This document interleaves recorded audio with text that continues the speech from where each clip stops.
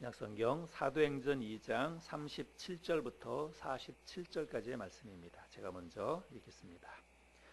그들이 이 말을 듣고 마음에 찔려 베드로와 다른 사도들에게 물어 이르되 형제들아 우리가 어찌할꼬 하거늘.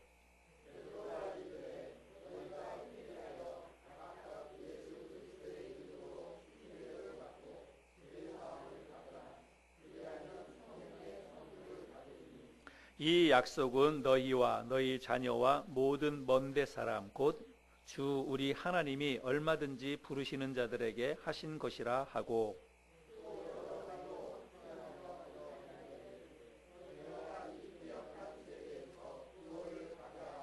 그 말을 받은 사람들은 침례를 받음에 이날에 신도의 수가 3,000이나 더하더라.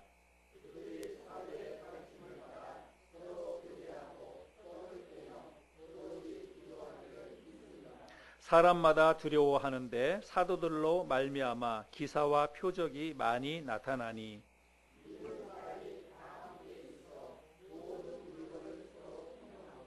또 재산과 소유를 팔아 각 사람의 필요를 따라 나눠주며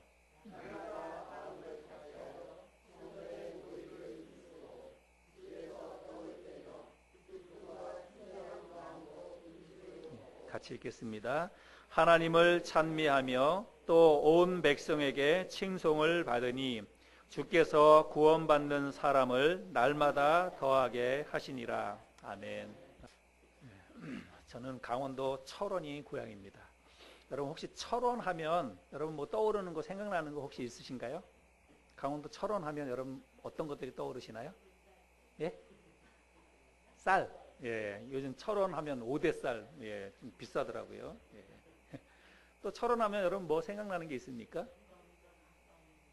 예, 북한과 가까운데, 예, 군인들, 예, 부대, 그죠? 예, 철원하면 별로 뭐 유명한 건 없습니다. 그냥 군사 지역, 예, 북한과 가깝다, 예, 이런 거 이제 생각이 많이 나죠.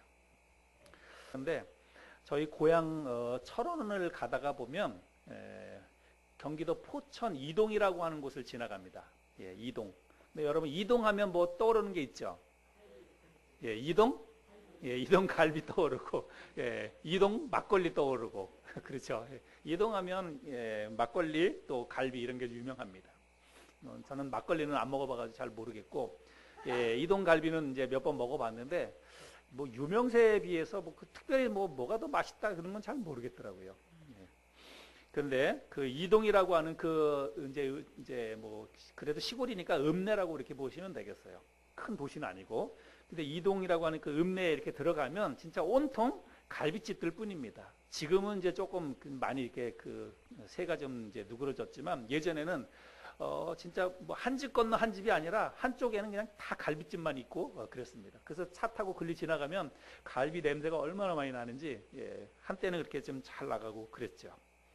그런데 그 갈비집들, 많은 갈비집들 이렇게 간판을 보면, 예, 대부분의 그 갈비집 간판에 원조라고 하는 말이 써 있어요. 원조. 예, 원조 이동갈비 이런 것들이 써 있습니다.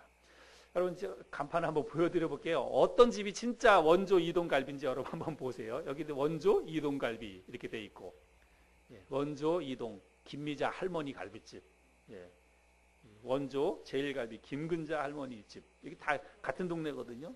예, 원조 이동갈비 다 원조라는 이런 말이 쓰여 있죠. 여러분 제가 5개 그림 보여드렸는데 어떤 게 진짜 원조 이동갈비일까요? 잘 모르시겠죠. 예, 저도 잘 모릅니다. 근데 사실은 원조라고 하는 이 말은 사전에서 제가 찾아보니까 원조라고 하는 말의 뜻은 어떤 일을 처음으로 시작한 사람 혹은 어떤 사물이나 물건의 최초 시작으로 인정되는 것, 이거를 원조라고 이야기한답니다. 그러니까 사실 원조라고 하는 것은 여러 개가 존재할 수 없어요. 원조는, 예, 딱 하나밖에 없다고 하는 것이지요. 그래서 그 원조가 이제 가치가 있는 거죠. 예, 이 세상에 딱 하나밖에 없기 때문에 원조는 가치가 있는 것입니다. 그리고 아무도 시작하지 않은 일을 처음으로 시작했다라고 했기 때문에 원조라는 것이 가치가 있다고 하는 것이죠. 제가 왜 이런 이야기를 하냐면 저는 오늘 우리가 교회의 원조를 한번 좀 찾아가 보려고 합니다. 원조 교회. 교회도 여러분 가장 처음 시작된 교회가 있을 거 아니겠어요? 예.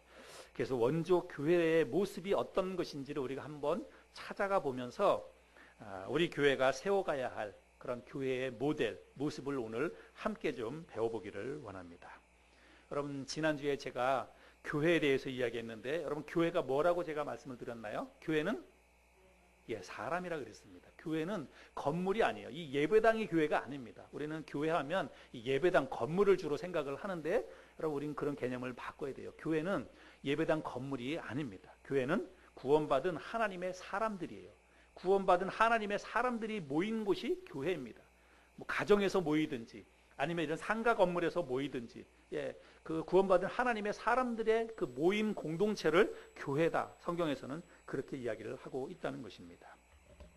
자, 그러면 건물이 아니라 구원받은 하나님의 사람들이 교회다라고 이야기하면, 여러분, 사실 그럼 교회의 시작, 교회의 처음 교회는 어디라고 볼 수 있을까요? 어디일까요?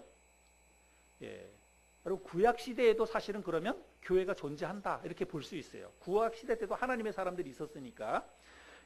그러나 많은 사람들이 교회의 시작을 어디로 보냐면, 오늘 본문 말씀의 배경이 되고 있는 오순절날 성령 강림 사건을 전후로 해서 이 땅에 교회가 시작되었다 이렇게 이야기를 합니다. 성경을 공부하는 학자들이나 목사님들이 보편적으로 그렇게 이야기합니다. 그래서 교회의 시작을 이 사도행전 2장에 있는 오순절 사건과 연관되어서 교회가 시작되었다 이렇게 이야기를 할 때에는 사람들이 교회를 보편적으로 어떤 것을 가지고 생각을 하는 거냐면, 상가 건물이든지 단독 건물이든지 예수 믿는 사람들이 함께 모여서 찬양하고 기도하고 예배드리는 것, 그것을 이제 사람들의 머릿속에는 교회라고 생각을 하는 거예요. 그런 의미로 해서 교회가 이제 사도행전 2장에 있는 이 사건을 중심으로 해서 교회가 시작이 되었다 이렇게 이야기를 하는 것이죠. 근데 여러분, 원조 교회, 가장 처음에 이 땅에 시작된 그 원조 교회의 모습은 사실은 오늘날 우리들의 이 교회의 모습과는 많은 차이가 있습니다. 여러 차이가 있어요. 그런데 한마디로 이야기를 해서 이 처음에 이 땅에 시작된 그 원조 교회와 오늘날 교회와의 이 차이, 아주 가장 두드러진 차이는 뭐냐면, 제가 볼 때는 그 원조 교회는 덜 종교적이었다. 저는 그렇게 이야기를 하고 싶습니다. 덜 종교적이었다. 처음 시작된 교회는 종교적이지 않았다라고 이야기하는 거예요. 종교적이라고 하는 이 말은 다른 말로 바꾸면 형식적 혹은 의식적 이렇게 바꿀 수 있습니다. 그래서 여러분, 원조 교회는 형식이나 예식, 어떤 그런 거에 치우치지 않았다고 하는 것입니다. 조직적이거나 기계적이지 않았어요. 아예 이 땅에 처음 시작된 교회는 아예 형식이 없었다고 볼 수 있습니다. 그 대신 사랑이 있었어요. 그 대신 뜨거운 열정이 있었습니다. 아름다운 섬김과 나눔, 이런 것들이 있었던 교회가 원조 교회의 모습이었습니다. 우리가 원조 교회의 모습이 어떠했는지를 오늘 말씀을 통해서 함께 살펴볼 텐데, 교회가 처음 시작된 그런 배경을 살펴보면, 여러분, 예수님이 부활하시고 나서 이 땅에 승천하시기 전까지 며칠 동안 계셨냐면 40일을 계셨습니다. 40일 동안 부활의 몸을 가지고 이 땅에 계셨어요. 그래서 40일 동안 제자들에게 부활의 몸을 보여주시고, 이제 40일 후에 예수님께서 승천하시게 되는데, 그렇게 이제 예수님께서 승천하시는 내용이 기록되어져 있는 성경이 사도행전 1장입니다. 그래서 1장의 내용을 여러분들이 읽어보시면 예수님이 승천하시기 직전에 제자들을 모아놓고 뭐라고 이야기하는지 이런 내용들이 기록되어 있어요. 어디서 그런 일들이 일어났냐면 감람산에서 일어났습니다. 예수님이 승천하신 곳은 감람산입니다. 그래서 감람산에서 제자들에게 이제 그 마지막으로 예수님께서 이야기를 하시고 그리고 승천을 하셨는데, 마지막으로 하신 그 말씀은 한마디로 사도행전 1장 8절이라고 이렇게 보시면 되겠어요. 오직 성령이 너희에게 임하시면 너희가 권능을 받고 예루살렘과 온 유대와 사마리아와 땅끝까지 이르러 내 증인이 되리라 하시니라. 이 말씀을 하시고 이제 빠이빠이 하시고 예수님이 승천해서 하늘로 올라가셨습니다. 그래서 감람산에서 그렇게 올라가시고 나서 그곳에 모여있던 예수님의 제자들과 예수님을 따르던 많은 사람들이 감람산에서 예루살렘으로 내려왔습니다. 그리고 그 사람들이 한 곳에 모여 있었어요. 다 뿔뿔이 다 흩어지지 않고 한 곳에 모여 있었는데, 그곳이 바로 마간의 집이었습니다. 마가의 다락방에 그들이 모여 있었어요. 우리는 뭐 다락방 하면 조그만한 이런 거 생각하는데 이 마가의 집은 굉장히 크고 그랬던 것 같습니다. 근데 그날 그곳에 모인 사람의 숫자가 120명가량 되었다라고 이야기합니다. 사도행전 1장 15절에 보면. 그래서 그날 감람산에서 그 승천하신 예수님을 배웅하고 그 마가의 다락방에 모인 사람들이 그곳에 모여서 뭘 했냐면 함께 모여서 기도했습니다. 그런데 그들이 아마 그곳에서 기도를 그냥 잠깐 한 것이 아니라 나중에 이제 그 사도행전 2장에 가면 오순절날 성령이 강림하는데 이 오순절은 유월절이 있는 그 주일로부터 시작해서 50일이 되는 날이라고 할 수 있습니다. 그럼 예수님이 지금 40일을 이 땅에 부활의 몸을 가지고 계셨으니까 적어도 이 사람들이 한 열흘 남짓, 열흘 조금 못 될 것 같아요. 예수님이 뭐 십자가에 3일 동안 이제 그 무덤에 계시고 그랬으니까. 그러니까 적어도 한 4, 5일 이상은 그들이 함께 마가의 다락방에 모여서 함께 기도했다라고 하는 것을 우리가 알 수 있습니다. 그렇게 그 사람들이 모여서 함께 기도했던 그 모임, 그거를 교회의 시작으로 사람들이 보는 거예요.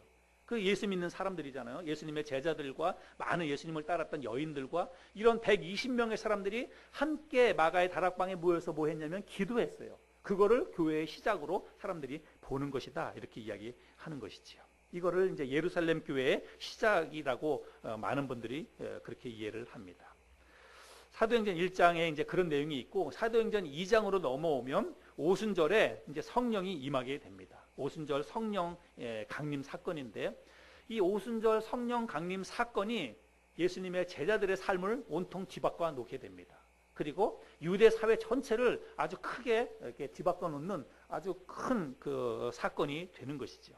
예수님의 제자들 가운데서 베드로와 요한이 성령을 받고 난 다음에 사도행전 3장에 보면 성전 앞에 앉아 있었던 나면서 안진뱅이 된 사람을 향해서 일어나 걸으라 그러니까 그가 벌떡 일어나서 걷는 거예요. 그 사람들이 성령을 받기 전에는 그런 일들을 행하지 못했습니다. 그러나 성령이 임하고 난 다음에 그 안진뱅이도 고치고 간질병 환자도 낫게 하고 귀신 들린 사람들 귀신을 쫓아내고 이런 것들을 예수님의 제자들이 그런 능력을 행하게 되는 것을 우리가 사도행전을 통해서 볼 수 있습니다. 그런데 공통적으로 이 사도행전 2장에 성령이 예수님의 제자들에게 임하고 났을 때 그들이 했던 일들이 있는데 그것은 뭐냐면 성령을 받은 제자들이 갑자기 방언을 하기 시작을 했다는 거예요. 근데 이 방언이라고 하는 것은 오늘날 교회에서 하고 있는 그런 방언하고는 다릅니다. 사도행전 2장에 기록되어져 있는 이 방언은 우리가 말씀을 읽어보면 알겠지만 다른 나라의 언어였습니다. 다른 지역에 있었던 말을 제자들이 하기 시작했어요. 그런데 한 번도 그들이 언어를 배우지 않았습니다.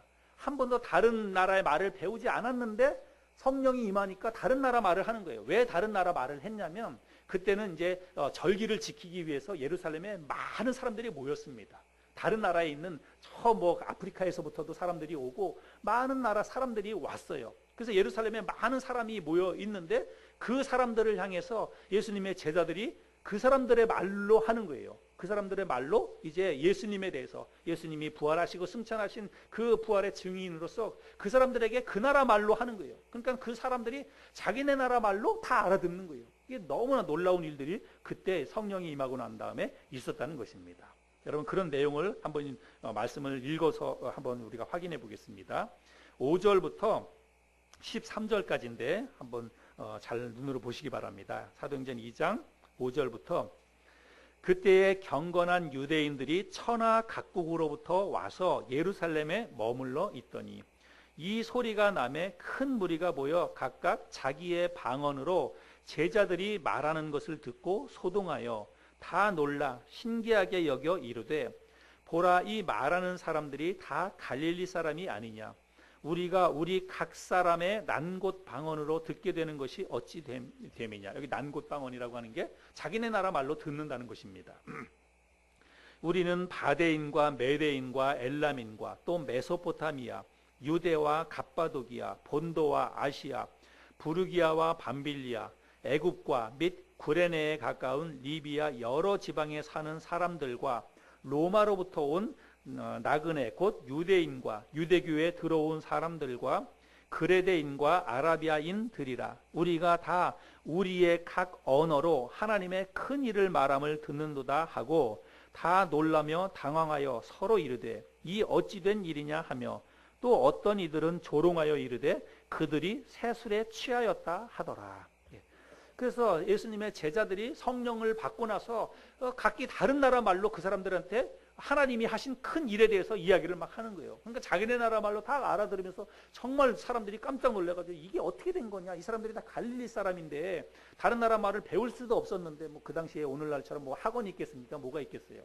그런데 그 나라 말로 다 하니까 깜짝 놀란 겁니다. 그러면서 어떤 사람들은 받아들일 수가 없어가지고 저 사람들이 술에 취해가지고 저런다, 횡설수설한다, 막 이런 말까지도 하고 그랬다는 것입니다. 자, 이제 이런 일들이 있고 나니까 베드로가, 사도들 가운데 베드로가 그 자리에서 일어나서 사람들을 향해서 설교를 하기 시작을 합니다. 뭐라고 이야기하는 그 설교의 내용이 14절부터 오늘 우리들이 이제 본문으로 읽었던 37절 전까지 36절까지가 베드로의 설교의 내용입니다. 14절부터 36절까지. 근데 이 베드로의 설교의 내용은 그냥 요약하자면 이거예요. 지금 우리 그 예수님을 따르는 우리 이 사도들이 지금 이렇게 방언으로 이렇게 이야기하는 것은 우리가 술 취해서 그러는 게 아니라는 거예요. 술 취해서 그러는 게 아니라 구약 성경에 요엘 선지자가 예언했던 것처럼 우리가 하나님의 영을 받아서 지금 너희들에게 이렇게 하는 것이다. 그 이야기를 지금 합니다. 그리고 나서 22절부터는 베드로가 뭐에 대해서 설교하냐면 예수님에 대해서 설교를 합니다. 예수 그리스도가 누구냐면 예수 그리스도는 하나님께서 이 예수 그리스도를 통해서 큰 권능과 기적과 이사를 하나님께서 예수님을 통해서 베풀어 주셨다는 거예요. 그런데 무지한 사람들이 그 예수를, 하나님이 보내신 그 예수를 십자가에 못 박아 죽였다는 것입니다. 그러나 그 예수는 사람들이 십자가에 못 박아 죽인 그 예수는 죽음으로 끝난 것이 아니라 하나님께서 그를 사망에 메어두지 아니하시고 그를 다시 살려내셨다는 것입니다. 그래서 예수가 부활했다는 거예요. 우리가 바로 그 부활하신 예수의 증인이라고 하는 것입니다. 베드로가 나는 직접 예수 그리스도의 부활한 몸을 봤다는 거예요. 그래서 부활의 증인으로서 사람들에게 그 이야기를 지금 하고 있는 것입니다. 그런 내용이 22절부터 지금 베드로의 설교 가운데 다 담겨져 있다는 거예요. 베드로가 그런 이야기를 예수님에 대해서, 예수님은 하나님의 큰 능력과 기적과 이사를 베풀어 주셨고 그러나 사람들에 의해서 십자가에 못 박아 죽임을 당했지만 하나님이 그를 다시 살려내셨다. 우리가 그 모든 것들을 눈으로 직접 확인했다. 이 설교를 지금 하고 나서 베드로가 마지막으로 그 자리에 모인 사람들을 향해서 이렇게 이야기합니다. 36절에 그런즉 이스라엘 온 집은 확실히 알지니 너희가 십자가에 못 박은 이 예수를 하나님이 주와 그리스도가 되게 하셨느니라 하니라. 마지막으로 이 사실을 너희들이 반드시 기억하라는 거예요. 사람들이 못 박아 죽인 그 예수는 하나님이 주와 그리스도가 되도록 그렇게 하셨다고 말씀을 하고 있습니다. 그래서 이 베드로의 이런 설교가 다 끝났어요. 이 설교가 끝나자마자 사람들이 이제 반응을 보이는데 37절에 보니까 그들이 이 말을 듣고 마음에 찔려 베드로와 사도들에게 물어 이르되 형제들아 우리가 어찌할꼬 하거늘. 그래서 그들이 이제 깨달은 거예요. 우리가 정말 엄청난 실수를 했구나. 우리가 정말 엄청난 죄를 범했구나. 하나님의 능력 가운데 하나님이 보내신 그 예수 그리스도를 우리가 무지해서 우리가 십자가에 못 박아 죽였구나. 사람들이 그때 돼서야 이걸 깨달았다는 거예요. 그래가지고 막 가슴을 치고 통곡을 하면서 이걸 도대체 어떻게 해야 되느냐, 어찌 해야 됩니까? 이렇게 베드로와 사도들에게 이렇게 물었다는 것입니다. 그러니까 베드로가 뭐라고 얘기하냐면 너희가 회개해야 된다. 회개하고 예수 그리스도의 이름으로 침례를 받고 죄사함을 받아야 된다. 그러면 하나님의 용서를 받고 너희들도 성령을 선물로 받을 것이다. 이렇게 이야기를 합니다. 그리고 40절에 이 패역한 세대에서 너희가 구원을 받으라. 이렇게 설교를 합니다. 회개하고 구원받고 예수 그리스도의 이름으로 구원을 받으면 너희들에게 하나님의 성령이 임할 것이다. 우리와 똑같이 하나님의 성령을 받게 될 것이다. 이렇게 베드로가 권면을 하지요. 그랬더니 41절에 보니까 그 말을 받은 사람들은 침례를 받으며 이날에 신도의 수가 3,000이나 더하더라. 여러분 그 말을 받았다라고 얘기하는데 그 말을 받은 사람들, 그 말을 받았다는 말이 뭘까요? 베드로가 하는 말을 듣고 그 사실을 믿고 예수 그리스도를 믿었다는 것입니다. 예수 그리스도를 믿고 그리고 나서 침례를 받아서 그날의 신도의 수가 3,000이나 더했다. 이렇게 이야기를 하고 있습니다.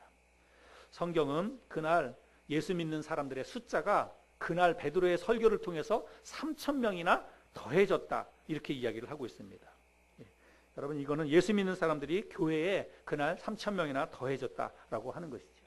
그래서 어떤 사람들은 이 사건을 바로 교회의 시작으로 이렇게 보는 그런 사람들도 있습니다. 시기적으로 조금 늦었지만 베드로의 설교를 듣고 그날 예수 믿고 교회에 더해지는, 그래서부터 이제부터 교회가 이제 공식적으로 이제 시작이 되게 되었다. 이렇게 이야기하는 그런 사람들도 있습니다.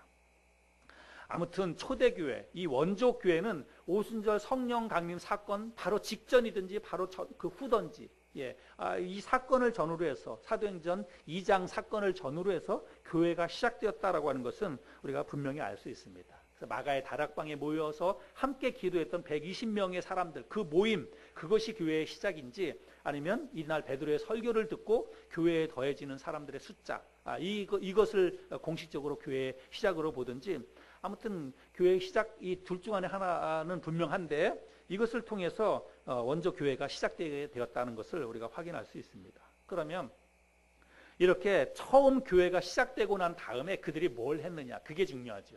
교회가 함께 모여서 기도하고 그리고 예수 믿는 사람들이 교회에 더해진 다음에 교회가 그 이후로부터 했던 일이 무엇일까, 그것이 중요하죠. 우리가 이제 그것을 보고 우리도 그런 모습으로 교회를 세워나가면 되겠다라고 하는 것입니다. 42절의 말씀을 우리가 함께 좀 보겠습니다. 같이 읽어볼까요? 42절 시작. 그들이 사도의 가르침을 받아 서로 교제하고 떡을 떼며 오로지 기도하기를 힘쓰니라. 처음으로 구원받은 사람들이 함께 모여서 그리고 교회에 더해져서 그들이 했던 일이 바로 이것이라고 하는 것입니다. 여기 세 가지인데, 여러분 이 세 가지가 이제 초대교회가 가장 처음으로 시작했던 일, 원조교회가 처음으로 시작했던 일이라고 그렇게 볼 수 있습니다. 우리 뭔지 우리 자막을 보고 한번 같이 볼까요? 첫 번째는 무엇이었습니까? 사도의 가르침을 받았다는 것이고, 두 번째는 서로 교제하고 떡을 뗐다. 그 다음에 세 번째는 오로지 기도하기를 힘쓰니라. 기도에 힘썼다라고 하는 것입니다. 여러분 이 세 가지가 바로 우리가 다 함께 세워나가야 할 그런 원조교회의 모습이다. 저는 그렇게 생각을 합니다. 이 교회가 처음에 모여서 이 세 가지를 했는데, 구체적으로 이 세 가지에 대해서 좀 풀어서 설명을 하자면 43절부터 47절까지가 바로 그것입니다. 이 말씀을 한번 제가 읽어볼 테니까 여러분 잘 보시기 바랍니다.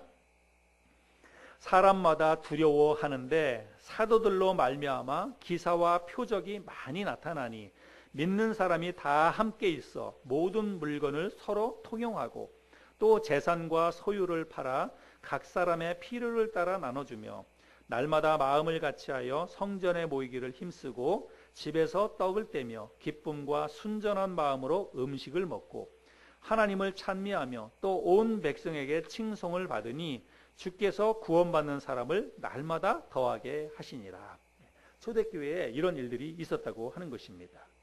어떤 일이 있었냐면 믿는 사람들이 그날 3,000명이나 더해졌다고 얘기하는데, 여러분 그 사람들이 그냥 어디 다른 데 뿔뿔이 흩어지는 것이 아니라 믿는 사람들이 다 함께 있었다라고 이야기하고 있습니다. 그리고 모든 물건을 서로 통용했다는 거예요. 네 것 내 것이 없이 모든 물건을 서로 통용하고 자기의 재산과 소유를 팔아서 각 사람의 필요를 따라서 서로 나눠주고, 그리고 날마다 주일날만이 아니라 날마다 마음을 같이 해서 성전에 모이기를 힘쓰고 기쁨으로 함께 음식을 나누면서 하나님을 찬미했다는 것입니다. 하나님을 찬미했다라고 하는 것은 예배드렸다는 거예요. 그래서 그 사람들이 함께 모여서 기도하면서 또 음식을 나누고 공동생활을 하는 거예요. 그렇게 하면서 자기의 재산과 소유를 팔아서 가난한 사람들의 필요에 따라서 나눠주고 함께 하나님을 찬양하고 이렇게 했다는 것입니다. 그런 모습을 보면서 세상에 있는 그런 사람들이 하나님을 찬양하는 것입니다. 하나님을 높이는 거예요. 그러니까 날마다 그 교회에 구원받는 사람들이 더해지는 이런 역사가 있었다고 이야기하고 있습니다. 여러분 원조교회는 이런 신앙의 공동체였습니다. 우리가 금방 읽었던 것처럼 이렇게 아름다운 사랑의 교제를 나누고 하나님을 예배하는 아름다운 그런 교회의 모습이었습니다. 우리들이 배우고 우리들이 본받고 따라가야 할 그런 성경적인 교회의 모델이라고 생각이 됩니다.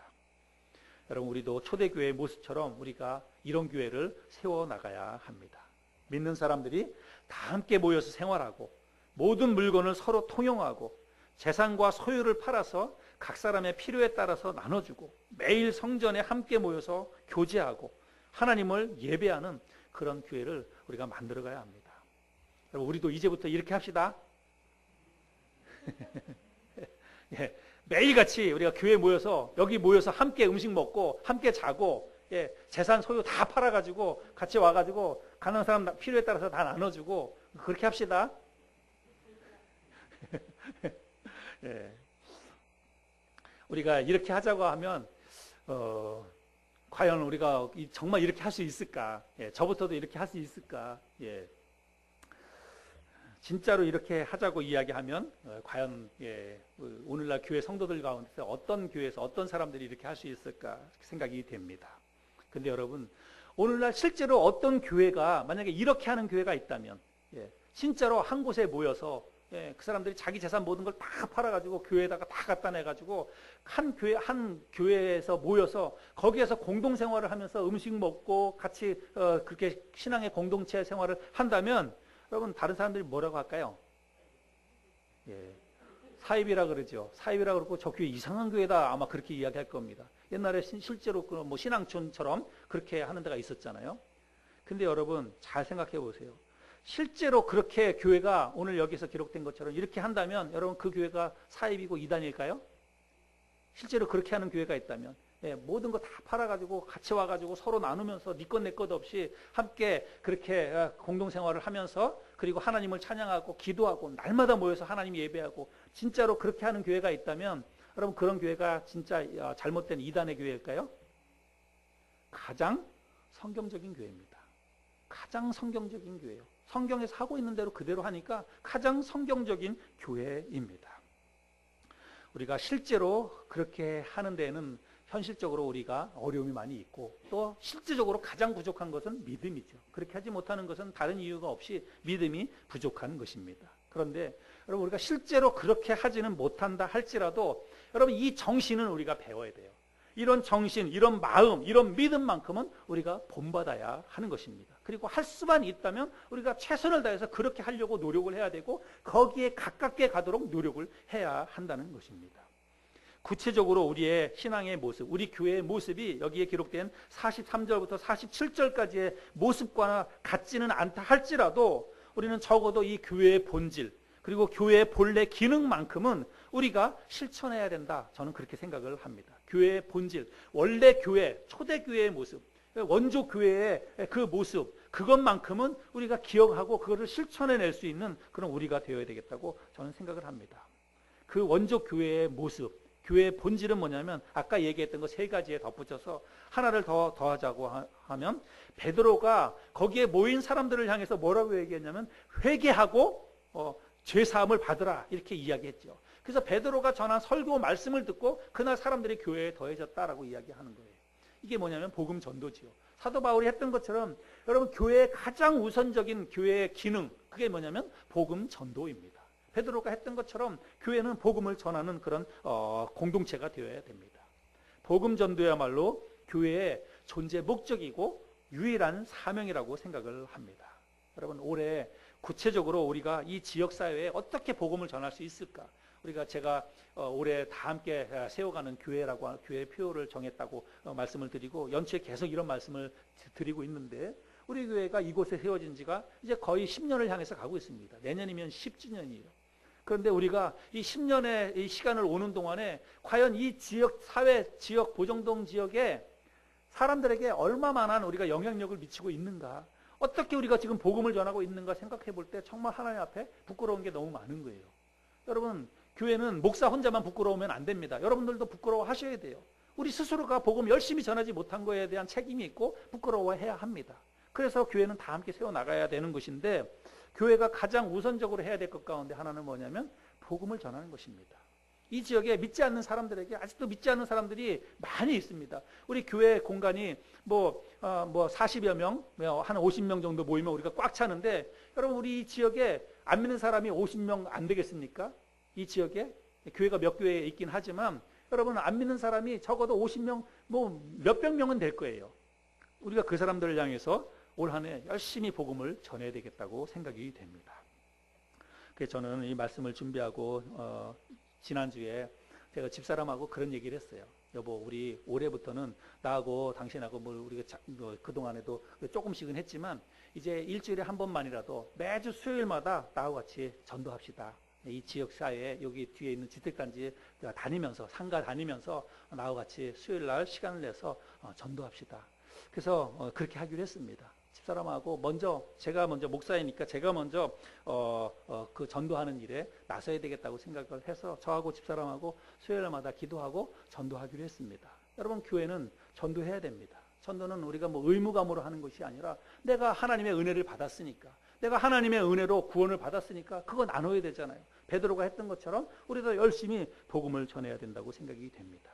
저와 우리 사랑하는 집사님들과 우리 교회 성도님들이 함께 머리를 맞대서 지역사회에 우리가 어떻게 복음을 전할 수 있을까? 요즘은 사람들이 복음을 받아들이고 교회 오는 게 참 쉽지 않아요. 쉽지 않지만 쉽지 않아도 우리는 해야 됩니다. 그래서 어떻게 하면 이들에게 다가가서 복음을 전할 수 있을까? 우리가 함께 머리를 맞대고 기도하면서 또 하나님이 주시는 좋은 아이디어를 가지고 복음 전하는 일에 올 한 해 우리가 크게 힘써야 된다고 생각을 합니다. 그 다음에 우리가 해야 될 것은 이 말씀에서처럼 사도의 가르침을 받아 말씀을 배워야 한다는 것입니다. 여기 말씀을 듣고 그날 구원받은 사람들은 모두가 다 사도의 가르침을 받았다, 성경이 기록하고 있습니다. 그래서 여러분 에베소 4장에 보면 하나님께서 그래서 교회에 그 일을 하라고 목사와 교사를 주신 거예요.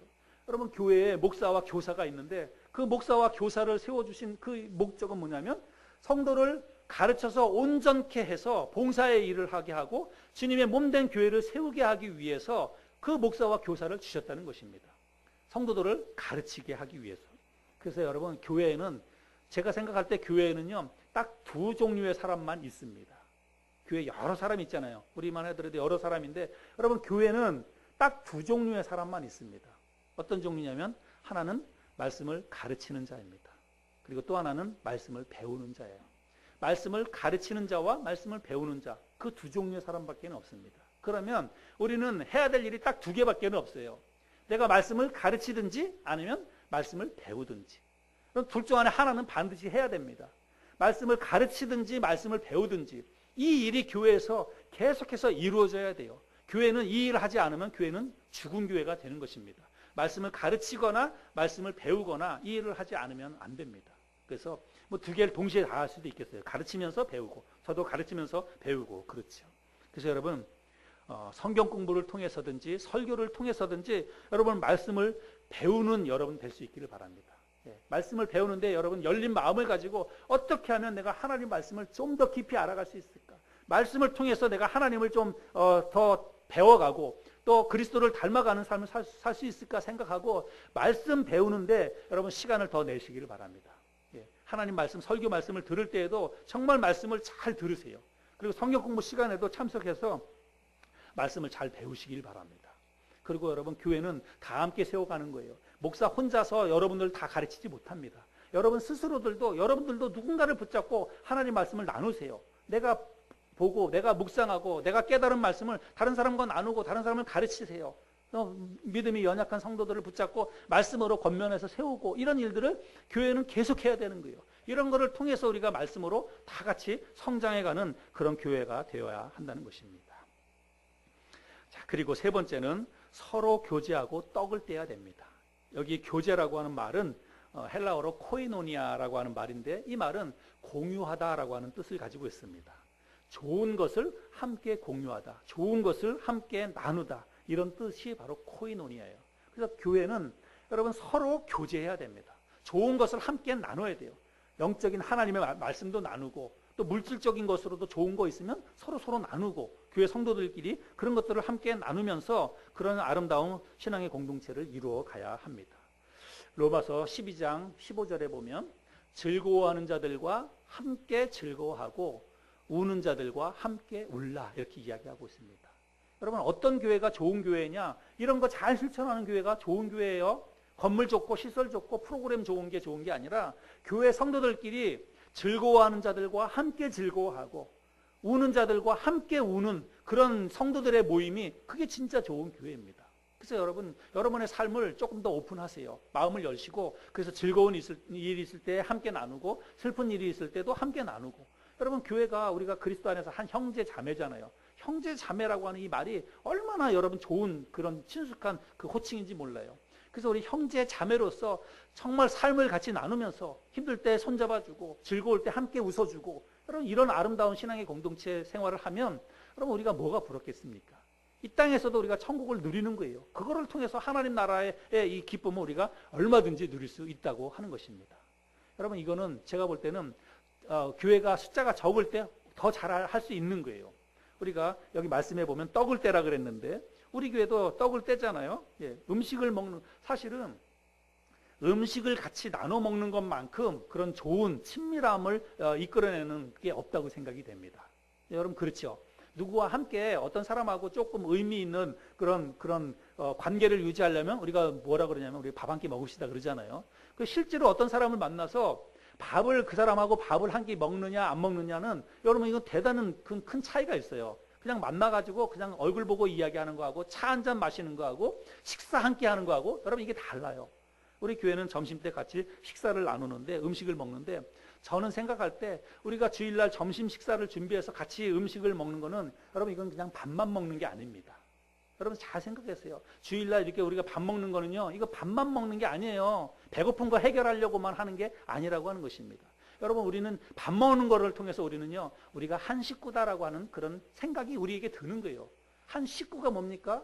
같이 밥 먹는 거 아니에요. 한 상에서 밥 먹는 거 아닙니까? 이게 한 식구예요.